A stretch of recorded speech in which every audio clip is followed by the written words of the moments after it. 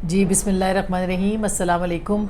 آج دو بڑی خبریں ہیں اور دونوں میرے اعتبار سے تو بہت اچھی خبریں ہیں جو کہ آپ تک پہنچانی ہیں، اور دونوں ایسی ہیں جو کہ پاکستان کی سیاست کی ڈائریکشن جو ہے وہ اس کو طے کریں گے۔ ایک خبر تو یہ ہے کہ آرمی چیف نے باقاعدہ اپنی ریٹائرمنٹ کا نہ صرف اناؤنس کر دیا، یہ فیصلہ تو ہو چکا تھا اور ہم نے آپ کو بتایا بھی تھا، اور سب سے پہلے بتایا تھا جو ہم نے ایک ولاگ کیا تھا، نو ایکسٹینشن نو ڈیل پڑا ہوا ہے، آپ دیکھ سکتے ہیں، اس پہ بھی ہم نے بتایا تھا۔ لیکن اس کے ساتھ ساتھ جو انہوں نے واشنگٹن میں آج اہم بات کی ہے اس کے اوپر بھی ہم بات کریں گے، اور دوسرا اہم موضوع جو کہ بہت بڑا ہے اور وہ ہے پی ٹی آئی کا ایک اور یو ٹرن، اور وہ یو ٹرن ہے پارلیمنٹ سے میں جو استعفے انہوں نے دیے تھے قومی اسمبلی سے، اس سے متعلق۔ تو اب اس کے بیچ میں لانگ مارچ ہے نہیں ہے، میرا ایک دفعہ میں پہلے اس پہ بات کر چکی ہوں کہ مجھے ایسے لگتا ہے کہ امکان ہے، اور میں نے پہلے بھی اس کے اوپر ولاگ کیا ہے، کہ پی ٹی آئی اس وقت جو ہے وہ لانگ مارچ کے لیے تیار نہیں ہے، اور ہو سکتا ہے کہ وہ لانگ مارچ نہ کرے۔ میں بہت سیفلی یہ بات کر رہی ہوں، کیوں نہ کرے، اس کے لیے یہ جو ایک بڑا یو ٹرن لیا ہے پی ٹی آئی نے، یہ بہت معنی رکھتا ہے۔ اور جو پہلے ہم بات کرتے ہیں، جو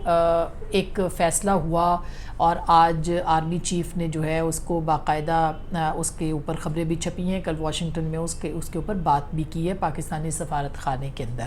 اور اس میں انہوں نے کہا ہے کہ وہ اپنے وقت پہ جو ہے وہ ریٹائر بھی ہو رہے ہیں، اور اس کے ساتھ ساتھ وہ اسٹیبلشمنٹ جو ہے اس کا بھی سیاست میں کوئی کردار اب نہیں ہوگا۔ پچھلے تقریباً 1 سال سے، اور جو عسکری ذرائع ہیں وہ تو کہتے ہیں تقریباً 1.5 سال سے جو ہے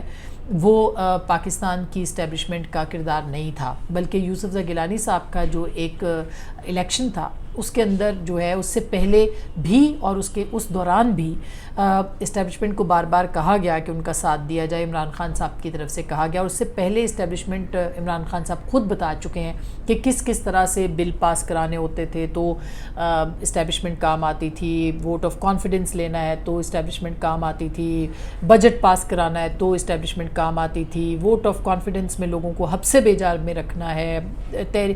سینٹ کے اندر جو ہے وہ تحریک عدم اعتماد ہے چیئرمین سینٹ کے خلاف، تو اس کے اوپر اسٹیبلشمنٹ کا کردار جو تھا وہ بہت واضح تھا،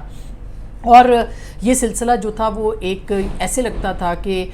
پاکستان کے ایوانوں کے اندر جو ہے وہ اصل مقتدر قوت جو کہ پاکستان میں پچھلے 75 سال میں تو رہی ہے اسٹیبلشمنٹ، وہی ہے، اس کے علاوہ کوئی نہیں ہے۔ تو پھر ادارے نے یہ فیصلہ کیا کہ ہم اب جو ہے اس پہ ہم فیسیلیٹیٹ نہیں کر سکتے، اور جو ہماری اطلاع ہے اس کے مطابق آرمی چیف کی جو اس وقت کے وزیر اعظم عمران خان صاحب سے ملاقات ہوئی، اور یہ D G I S I کی تعیناتی سے پہلے کی بھی بات ہے، اور پھر D G I S I کی تعیناتی پہ جو اختلافات ہوئے اس کے بعد کی بھی 2 میٹنگز ہیں جو کہ ہمارے علم میں ہیں، کہ جو کہ خان صاحب جو ہیں وہ چاہتے تھے کہ ان کو وقت دیا جائے، ان کو اپنے یعنی وہ چاہتے تھے جنرل فیض کو رکھا جائے اور پھر اس کے بعد ان کو تبدیلی کرنی تھی، لیکن دونوں مواقع کے اوپر آرمی چیف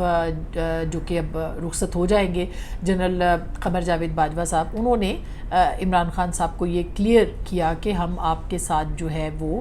سیاسی کردار ہم نہیں ادا کرنا چاہتے، اور اس کی وجہ پرفارمنس بھی تھی، اور اس کی وجہ یہ بھی تھی کہ جو برڈن تھا، جو برنٹ تھا سارا کا سارا، جو کہ پرفارمنس نہیں تھی عمران خان صاحب کی حکومت کی، وہ اسٹیبلشمنٹ کے اوپر آ رہی تھی۔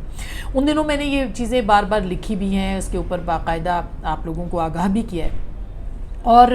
یہ فیصلہ جو تھا، اس فیصلے سے جب ان کو آگاہ کیا گیا تو اس کے بعد پھر آپ نے دیکھا یہ کے بعد دیگرے کئی اسٹیٹمنٹس عمران خان صاحب نے دیے کہ ہم نے نیوٹرلز کو کہا کہ، اور وہ کہتے ہیں نیوٹرل ہو گئے ہیں، اور وہ یہ تو اس کا ایک پورا بیک گراؤنڈ ہے جس کے اوپر عمران خان صاحب جو ہے وہ یہ بات بار بار کہتے ہیں کہ آرمی نے ان کو اپنے آپ سے الگ کر لیا، یا آرمی نے سیاست سے الگ کر لیا، اور انہوں نے کہا کہ آپ اپنے فیصلے خود کریں، آپ اپنے سارے معاملات خود دیکھیں۔ یہ اب باتیں جو ہیں وہ کوئی بہت ایک اوپن سیکرٹ ہے، اب یہ اس کے اوپر بہت بات بھی ہوتی ہے، لیکن یہ ایک حقیقت بھی ہے جو کہ اس وقت کہی گئی، اور عمران خان صاحب اس کی جو ہے وہ تصدیق بھی کر رہے ہیں۔ اس کے بعد ووٹ آف نو کانفیڈنس آتا ہے، ووٹ آف نو کانفیڈنس کے بعد فارمیشن کمانڈرز کا ایک اجلاس ہوا، اور اس میں جو ہے یعنی ارلی 22 کی میں بات کر رہی ہوں، 2022 کے آغاز میں فروری تھا یا پھر مارچ ہی تھا، جس میں کہ ایک اجلاس ہوا جس میں بہت بڑی تعداد میں سب لوگ آئے، اور اس میں باقاعدہ کھل کے پاکستان کی اکانومی، پاکستان کی چونکہ اکانومی ایک بڑی ایک ڈومڈ پکچر پیش کر رہی تھی اور پاکستان کی اکانومی کے بڑے برے حالات تھے، اس کے اوپر بڑی ڈسکشن ہوئی اور اس کے اندر جتنے یہ فیصلے تھے اس کے اوپر بھی بات ہوئی، اور ایک جو بڑی پازیٹیو بات ہوئی وہ یہ ہوئی کہ پاکستان کی اسٹیبلشمنٹ نے یہ فیصلہ کیا کہ اب ہم باقاعدہ سیاست سے الگ ہیں، ہو رہے ہیں اور ہو چکے ہیں، اور آئندہ ہماری سیاست میں کوئی کردار نہیں ہوگا۔ اور اس کے اوپر یہی نہیں بلکہ جو بھی عسکری قیادت آنے والے دنوں کی بھی ہے، اس عسکری قیادت جو کہ یعنی کہ اگلے 20-25 سال تک کے لیے جو چیفز بنیں گے وہ بھی یہاں پہ اس میٹنگ کے اندر موجود تھے، اور یہ ایک پوری کلیئرٹی کے ساتھ جو ہے یہ فیصلے ادارے کی سطح کے اوپر ہوئے کہ سیاست سے خود کو الگ کر کے اکانومی کو اپنی پرائرٹی دی جائے گی، اور ملک کو اکانومی کے یا معیشت کے اعتبار سے جو ہے اس کو آگے لے جایا جائے گا۔ بہرحال ہم تو ہمیشہ سے سیاست کے جو غیر آئینی اسٹیبلشمنٹ کے غیر آئینی کردار کے خلاف رہے ہیں اور آئندہ بھی رہیں گے، ان کے جو بھی غیر آئینی مداخلتیں ہیں ان کے خلاف رہے ہیں اور آئندہ بھی رہیں گے، لیکن جو بات درست ہے، جو اچھی بات ہے، اس کے اوپر ضرور ہمیں سراہنا چاہیے کہ اگر ادارے نے یہ فیصلہ کیا ہے تو اس کے اوپر ادارے کو فیصلے پہ قائم بھی رہنا ہے اور اس کو ثابت بھی کرنا ہے۔ جو موجودہ عسکری قیادت ہے وہ ایک کمٹمنٹ کے ساتھ ہمیں نظر آتی ہے، جو ہم ایکشنز کی بات کریں، جو مختلف ایکشنز ہیں اس وقت، یعنی اتنی تنقید کی گئی، نیوٹرل نہ رہیں، آپ ہمارا ساتھ دیں، دباؤ ڈالا گیا، ملائن کیا گیا، کیمپینز چلائی گئی، لیکن کوئی سیاسی کردار کم از کم ہمارے علم میں نہیں ہے کہ جو سامنے نظر آیا، اور پولیٹیکل لیڈرشپ نے اپنا کردار ادا کیا۔ پہلی دفعہ ایک وزیر اعظم کو ووٹ آف نو کانفیڈنس کے ذریعے سے گھر بھیجا، جو کہ پارلیمانی ایک ریالٹی ہے، اور آئندہ بھی اگر کوئی ایسے جاتا ہے تو جو برطانیہ ہے، آپ نے دیکھا ہوگا 5 سال کے اندر 2-3 وزیر اعظم تو ان کے ایسے ہی چلے جاتے ہیں، 1-2 تو بالکل آپ نے ابھی حال ہی میں دیکھا ہے۔ تو یہ ایک ایسی چیز ہے جس کے اندر آپ کو پارلیمان کو مضبوط کرنا ہوتا ہے، پارلیمنٹری سسٹم کو مضبوط کرنا ہوتا ہے، پارلیمانی نظام کو اور آئین کو مضبوط کرنا ہوتا ہے، اور یہ سب کچھ ہوا ہے۔ اب اس کے ساتھ ایک نئی اسٹیبلشمنٹ ظاہر ہے کہ جنم لے رہی ہے، اس کو عدلیہ کے معنوں میں لیا جا رہا ہے یا عدلیہ کے حوالے سے لیا جا رہا ہے، لیکن بہرحال اس کے اوپر ہم کسی اور وقت جو ہے وہ بات کریں گے۔ عدلیہ کو بھی اپنے جو آئینی حدود ہیں اس کا تعین کرنا چاہیے، اس پہ بات کرنی چاہیے۔ یہ اس کے ساتھ جو جڑی ہوئی یہ ڈیولپمنٹ ہے، کیونکہ عمران خان صاحب لانگ مارچ کی بات کر رہے ہیں، لیکن ایک سینٹی ہے جو کہ ان کی پارٹی کے اندر بھی پریویل کر رہی ہے، اور وہ ہے کہ آپ پارلیمنٹ کے اندر واپس آئیں اور ایک پولیٹیکل اور ایک اکانومی سے متعلق ایک چارٹر یا ایجنڈا یا جو بھی ایک وہ ہے کنسنسس کے ساتھ وہ بنے، اور اس کے اوپر جو ہے وہ آگے بڑھا جائے۔ اب جو استعفوں کے اوپر ایک بڑی ڈیولپمنٹ اسی ریفرنس میں سامنے آئی ہے آج کے ہی دن میں،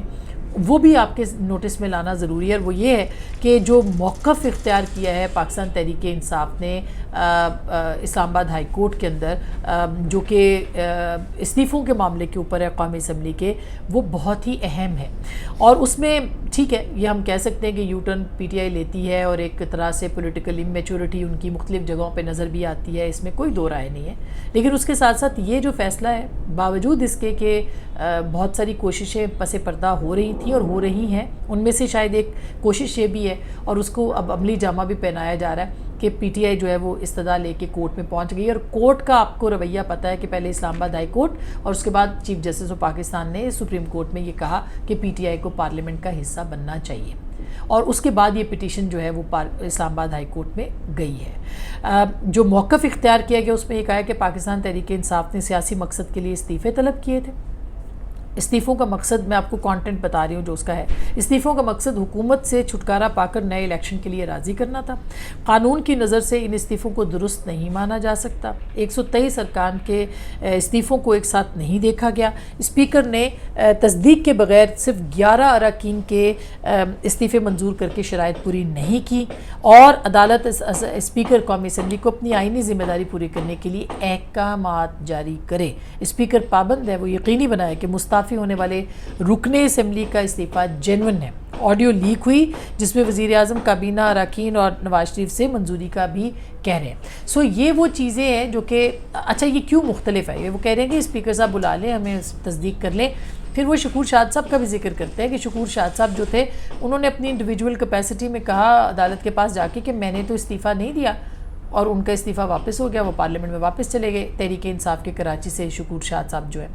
تو انہوں نے یہ کہا کہ آپ یہ جو سلسلہ ہے اس کو آپ روکیں، یہ مختلف کیوں ہے، یو ٹرن کیوں ہے؟ کیونکہ اس سے پہلے تحریک انصاف یہ موقف اختیار کرتی تھی کہ آپ کا جو قاسم سوری صاحب ہیں وہ ڈپٹی اسپیکر ہیں، اور بطور ڈپٹی اسپیکر انہوں نے تمام استعفے جو ہے وہ منظور کر دیے ہیں، اس لیے اس کے لیے تصدیق کی ضرورت نہیں ہے، ڈائریکٹ الیکشن کروائے جائیں، الیکشن کمیشن اس کے اوپر سکیجول جو ہے وہ اس کا اجرا کرے اور الیکشنز کرا دیا جائے. لیکن اب جو ہے وہ یہ کہا جا رہا ہے کہ نہیں، ہم تو یہ بات نہیں کر رہے، اور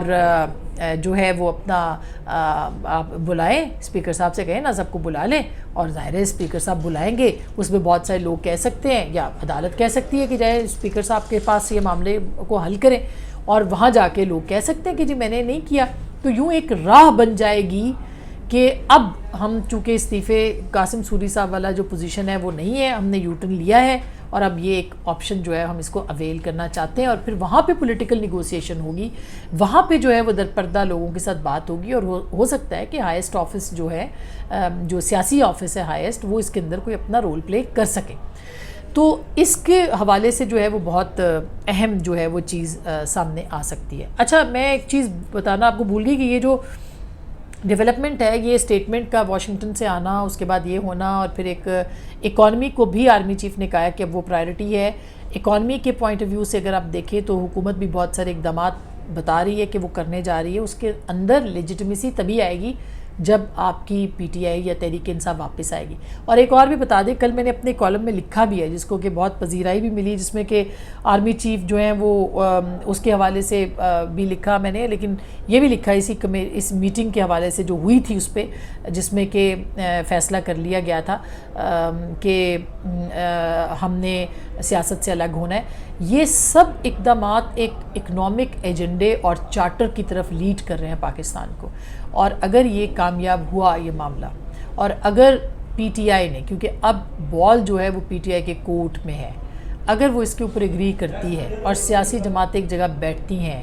انرجی سے متعلق، آپ کے آئی ایم ایف کی ڈیل سے متعلق، آپ کے بینکوں سے متعلق، آپ کے ایون کرپشن سے متعلق، ایک ایجنڈے کے اوپر اگر سب اکٹھے ہو جائیں اور آگے بڑھیں، اور یہ وعدہ ہو کہ اگلی حکومت اس پہ عمل درآمد کرے گی، اس پہ عمل پیرا ہوگی پاکستان کے لیے، اپنے لیے نہیں، تو پاکستان جو ہے وہ انقلاب اس میں آ سکتا ہے. اور اس کی مثال اسی ہمارے پڑوس میں موجود ہے، ہمارے سابقہ حصے میں موجود ہے، ہمارے بازو میں موجود ہے، جس کا نام بنگلہ دیش ہے، جس میں اسی طرح کے فیصلے کیے تھے. فوج نے کہا تھا، سوائے اس کے کہ فوج خود آ گئی تھی، 2 سال کے لیے سیٹ اپ بنایا تھا، یعنی ان کے کہنے پہ سیٹ اپ بنا تھا ٹیکنوکریٹس کا، لیکن ان 2 سالوں کے اندر فیصلہ کر لیا کہ ہم نے اب سیاست میں نہیں آنا، ہم نے ایک اکانومی دینی ہے اس ملک کو اور آگے بڑھنا ہے، پیچھے مڑ کے نہیں دیکھنا، اور پیچھے مڑ کے نہیں دیکھا. اور اس کے بعد آپ دیکھیں بنگلہ دیش کہاں کھڑا ہوا ہے. اس کے اوپر ہم ڈیٹیل میں آپ کو بتائیں گے کہ بنگلہ دیش نے کیا کیا فیصلے کیے اور اس کا کیا کیا اس کے فائدے ہوئے ہیں. لیکن یہ پاکستان کے لیے بہت ضروری ہے، اور یہ اگر ہو جائے تو میں ہم سب کے جو بچے ہیں، ہمارے مستقبل، وہ ایک خوشحال پاکستان کی ضمانت ضرور دے سکتا ہے. میں پر امید ہوں، آپ بھی پر امید ہوں. گفتگو آپ نے سنی ہے، اپنا بہت خیال رکھیے گا. اللہ نے کے بعد.